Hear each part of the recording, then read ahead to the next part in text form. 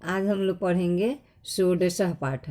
षोडशः पाठ मैंने मई में ही आप लोगों को पढ़ा दिया है, जिसमें संख्या की चर्चा मैंने की थी। संख्या का प्रयोग कैसे होता है, यानी संख्या, संस्कृत संख्या शब्द की इसमें चर्चा की गई है। त्रिषु लिंगेषु वचनेषु च, तीनों लिंगों में और वचनों में। संस्कृत ही एकमात्र ऐसी भाषा है जिसमें संख्यावाची शब्दों का प्रयोग तीनों लिंगों और तीनों वचनों में होता है। वे शब्द विशेषण के रूप में प्रयुक्त होते हैं। संख्यावाची शब्दों का प्रयोग करते समय निम्नलिखित निर्देशों का पालन करना आवश्यक है। यानी संख्यावाची शब्द का जब हम प्रयोग करते हैं, उनमें इन तीनों बातों को जानना आवश्यक है। जैसे 1 से 4 तक की संख्याओं के रूप तीनों लिंगों में अलग अलग होता है। इसका मतलब यह हुआ कि 1 से 4 तक की संख्या का रूप जो है पुल्लिंग में अलग होता है, स्त्रीलिंग में अलग होता है और नपुंसक लिंग में अलग होता है। दूसरा पॉइंट है कि एक शब्द के रूप एक वचन में, 2 के रूप द्विवचन में और 3 और 4 के रूप सदा बहुवचन में और तीनों लिंगों में होते हैं। जैसे एक शब्द का रूप एकः, एकम, एकेन सिर्फ एक ही वचन में 7 विभक्तियों में होता है। द्विवचन का रूप 7 विभक्तियों में सिर्फ द्विवचन में होता है और 3 का और 4 का रूप सिर्फ बहुवचन में 7 विभक्तियों में किया जाता है। 5 से 18 तक के शब्दों का रूप बहुवचन में और तीनों लिंगों में एक समान होता है। जैसे पंच, पंचम, पंचेन ऐसे जो रूप होता है 5 का रूप, वह 7 विभक्तियों में 5 से 18 तक के रूप तीनों लिंगों में, नपुंसक लिंग, स्त्रीलिंग और पुल्लिंग तीनों लिंगों में एक ही तरह चलता है।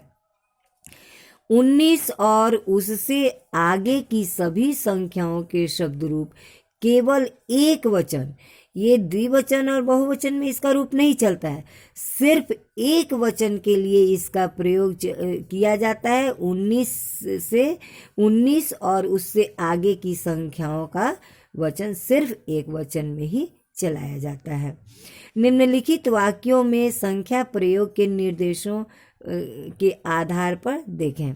जैसे उद्याने एकः वृक्षः अस्ति, उद्यान में एक पेड़ है, ये पुल्लिंग हो गया। वृक्षे 2 शुकौ अस्ता, वृक्ष पर 2 तोते हैं, ये पुल्लिंग में ही हो गया। ये द्विवचन का हो गया लेकिन पुल्लिंग का ही है।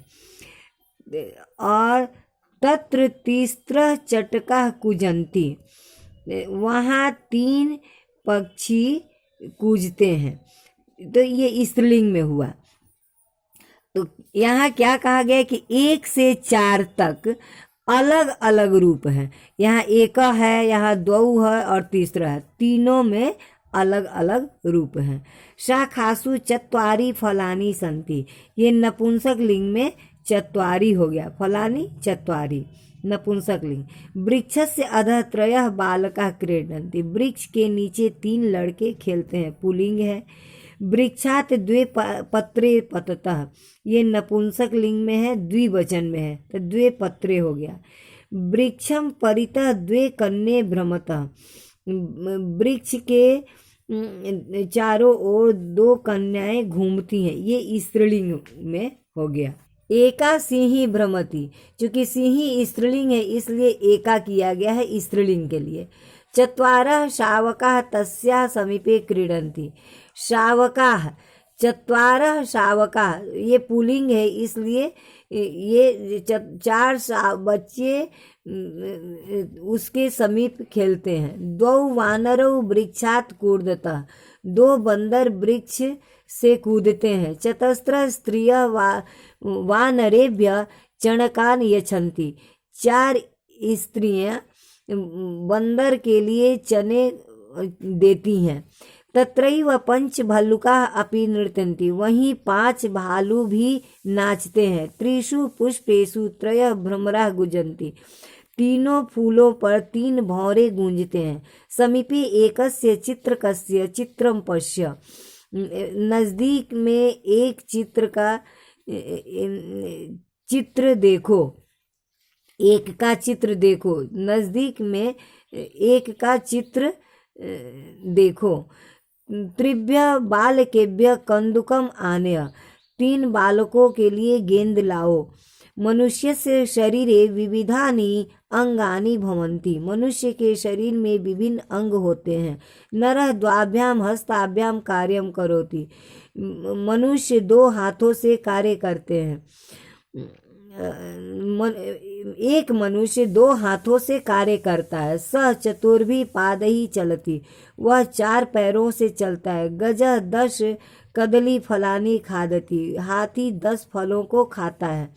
त्वं द्वाभ्याम नेत्राभ्याम पश्यसि, तुम 2 नेत्रों से देखते हो। कानः नरः एकेन नेत्रेण पश्यति, काना मनुष्य एक आँख से देखता है। स्त्रीषु लतासु पुष्पानि विकसन्ति, 3 लताओं पर फूल खिलते हैं। छात्रा त्रिभिः कंदुकैः क्रीडन्ति, छात्र 3 गेंदों से खेलते हैं।